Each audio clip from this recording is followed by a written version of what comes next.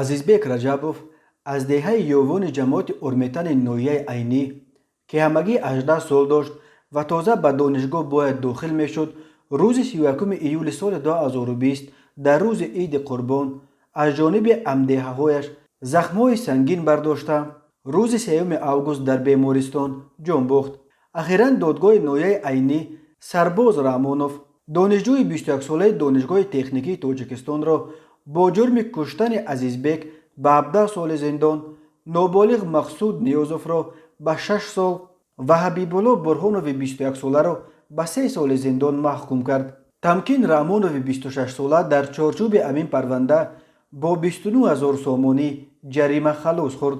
اما در ویدیویی که نزدیکان عزیزبek رجبوف به پایگاه خبری بامداد فرستادند، نوربیبی سمی و مادر عزیزبek میگوید نه فقط پرونده قتل پسرش موشکافانه تحقیق نشد، بلکه حالا میخواهند انتقامگیری را ادامه داده پسر عمک عزیزبek را زندانی کنند. او از پرزیدنت امامعلی رحمان کمک میخواهد.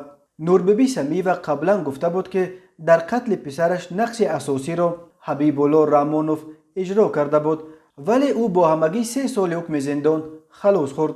عزیزبek رجبوف فرزند عائله است که از دهه روید ناحیه عینی به دهه یاوان کوچانیده شدند.